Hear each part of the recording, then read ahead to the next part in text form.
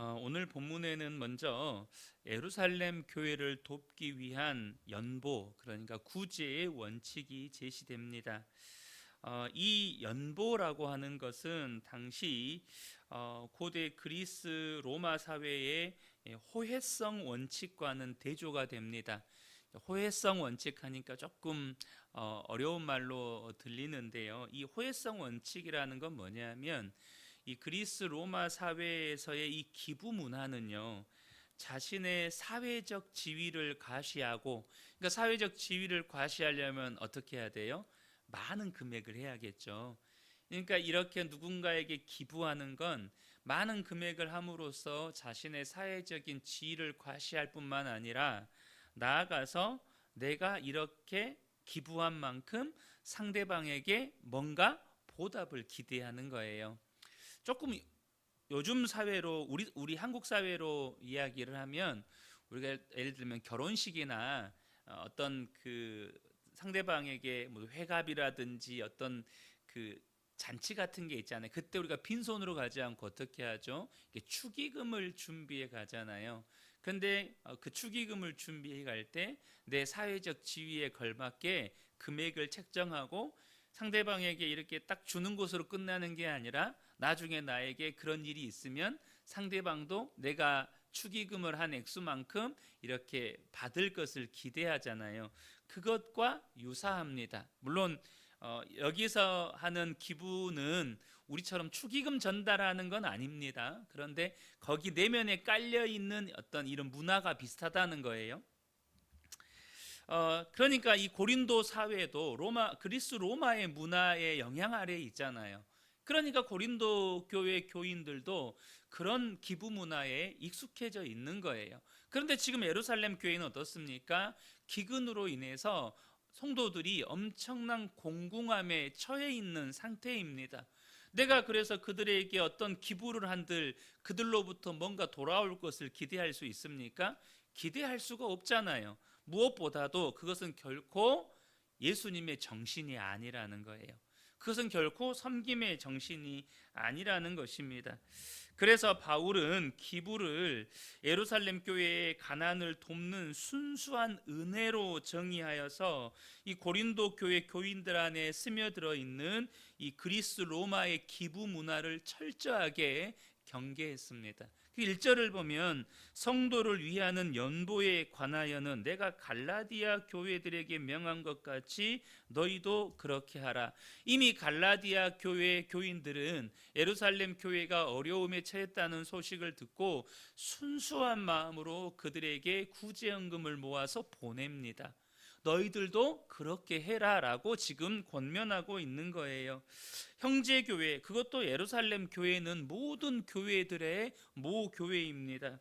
지금 모교회인 예루살렘 교회가 흉년으로 성도들이 공궁에 처해 있습니다. 그러한 사실을 알게 된 사도 바울은 갈라디아 교회, 이 고린도 교회 교인들에게 갈라디아 교회 교인들이 이 예루살렘 교회를 도왔던 것처럼 너희들도 그렇게 그들을 돕기 위해서 구제 연보를 모금해 주기를 청하는 것이죠. 그런데 그 방법을, 이 구제 헌금, 구제 연보를 이 모으는 방법이 뭐냐면, 자신이 도착한 날에 한 번 크게 모아서 이렇게 구제 헌금을 하지 말고 매주일 모일 때마다 성도들이 마음을 모아서 조금씩 연보하라고 팁을 줍니다. 또한 이 구제의 연보를 전달할 때 투명하게 하기 위해서 연보한 교회에서 대표들을 추천받아서 함께 갈 수 있도록 이 고린도 교회에도 대표자를 선정해 달라고 요청을 합니다. 그러니까 지금 형제 교회를 향한 사랑과 긍휼, 그리고 매주 기도하면서 정성껏 준비한 예물, 그리고 투명한 관리까지 이렇게 모범적인 연보의 본을 지금 보여주고 있는 것입니다. 여러분, 우리가 어떤 선한 일을 할 때요, 진심 어린 마음만으로 결코 충분하지 않다는 것입니다. 이게 무슨 말입니까? 돈이 모인 곳에는 언제나 인간의 욕심을 틈타서 사탄이 역사하는 경우가 허다하다는 거예요. 그래서 실제로 우리 주변에 종종 어떤 자선단체나 기관에서 가난하고 어려운 자들을 돕기 위해서 뭐 하죠? 모금 운동 하잖아요. 그런데 그렇게 모금을 해놓고 후에는 이 재정을 투명하게 관리하지도 않고, 또 심지어 그것을 사적 목적을 위해서 사용하는 비리가 있었다라는 이런 이야기를 우리가 종종 듣잖아요. 여러분, 세상의 빛과 소금으로 부름받은 교회에서 결코 이런 일이 벌어져서는 안 된다는 것입니다.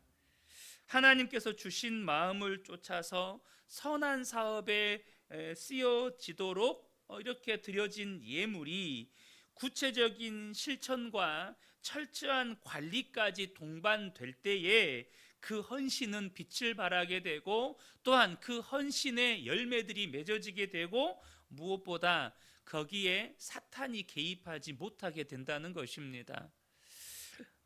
저는 우리 그은혜 교회가 우리 성도님들의 믿음과 주님 주신 마음을 쫓아서 드려진 예물들이 그렇게 철저하게 관리되어지고, 또 선한 사업에 쓰여진 열매가 온전히 맺어지게 되기를 간절히 소원합니다.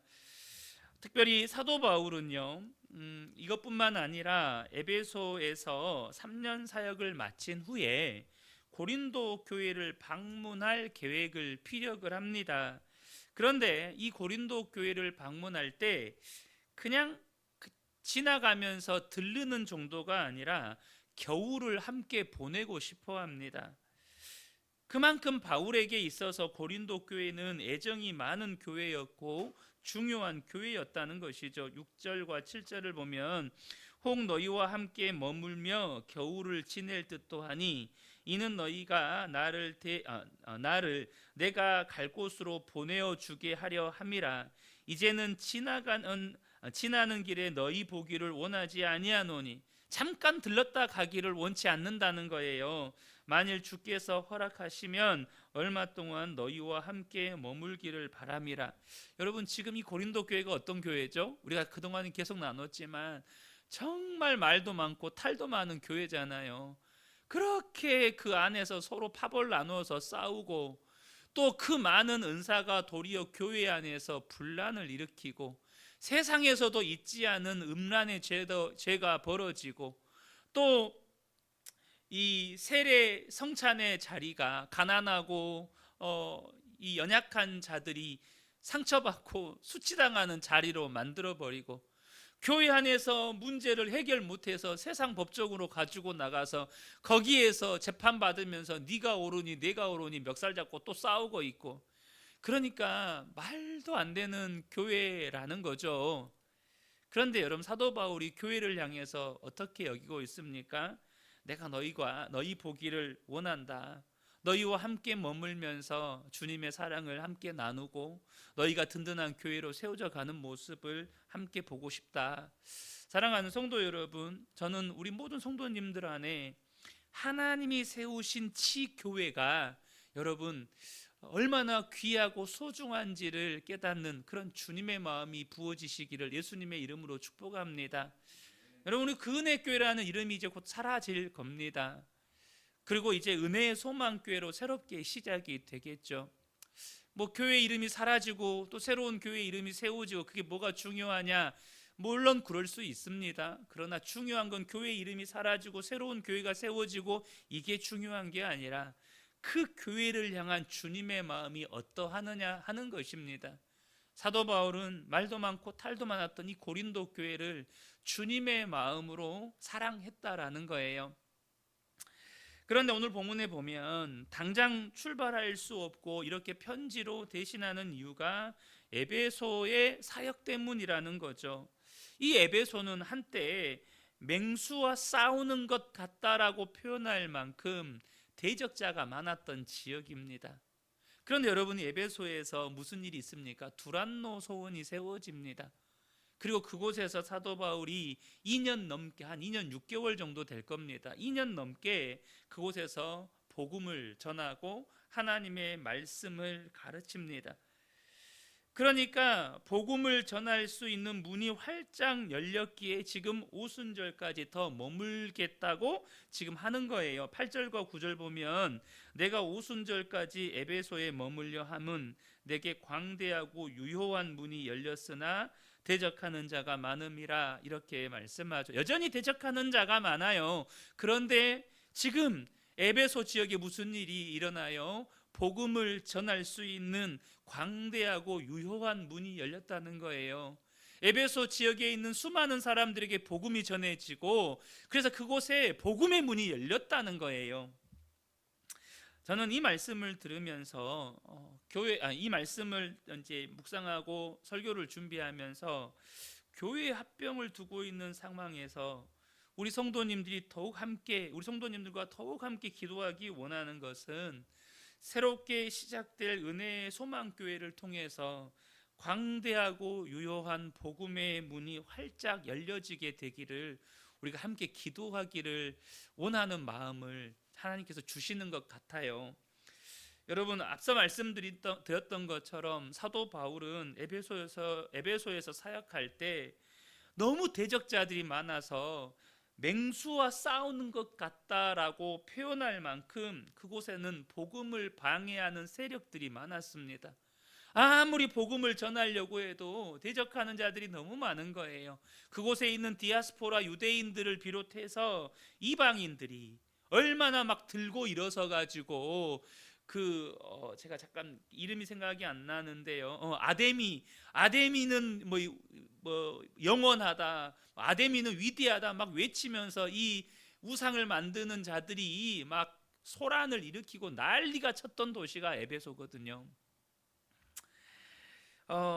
그런데 여러분, 당장 우리에게는 그렇게 눈에 보이는 복음을 방해하는 대적자들은 우리 지금 현대 한국 교회는 그렇게 많지 않은 것 같아요. 당장 우리가 복음 전한다고 해서 누가 막 들고 일어나고 막 교회 찾아와서 막 집기들 부시고 이런 거 없잖아요.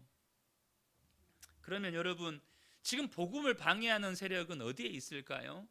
우리의 심령 안에 있다는 거예요. 우리의 심령 안에 복음을 대적하고 가로막는 세력들이 있다는 것입니다. 아직도 하나님의 말씀에 순종이 잘 되지 않는 영역들, 반복해서 넘어지는 습관적인 죄, 혹은 여전히 극복하지 못하고 있는 상처의 영역들, 여러분, 정말로 저와 여러분의 삶 가운데 복음의 문을 가로막는 세력은 우리 마음 안에 있어요. 우리 마음 안에 있다고요. 그러다 보니까 어때요? 그 어떤 반복적인 죄, 혹은 아직도 순종이 잘 안 되는 영역들, 혹은 우리 안에 정말로 극복하지 못하는 상처의 영역들이 우리 안에서 역사하여서 하나님의 말씀이 우리의 삶 가운데 열매 맺지 못하도록 방해하고 있다는 것입니다. 이것들이 복음을 가로막는 맹수 같은 존재들이에요. 이 모든 것들이 무너져서 우리의 심령에서부터 먼저 광대하고 유효한 문이 열려지게 되기를 예수님의 이름으로 축복합니다. 여러분, 새로운 우리가 은혜의 소망교회로 새롭게 시작할 때 우리의 심령 안에서부터 이런 역사들이 일어나야 된다는 거예요. 그로 인해서 우리 성도님들의 가정 안에서 또 삶의 현장에서 놀라운 회복의 역사, 하나님의 나라가 확장되는 역사가 경험되어져야 된다는 거예요. 여러분, 꼭 기억하셔야 됩니다. 내 마음 안에서 하나님의 나라가 이루어지지 않으면 내 삶의 현장에서 하나님의 나라는 건설되지 않습니다. 이걸 아셔야 돼요. 내 마음 안에서 일어나는 전쟁에서 승리하지 못하고서 내 삶의 현장에서 일어나는 영적 전쟁을 승리할 수 없다는 거예요. 그러므로 저는 우리 그은혜교회 모든 성도님들이 이제 우리가 함께 이 일에 기도해 가셨으면 좋겠어요. 특별히 사도 바울이 자신의 일정을 공유합니다. 이것은 하나님의 뜻에 따라 하나님의 때에 맞게 지체들의 기도로 나아가고 멈추려는 거예요. 에베소 사역을 고린도 교회와 함께 공유하면서 동역하고 또 이방인의 교회와 유대인 교회를 하나로 이어가는 것이죠.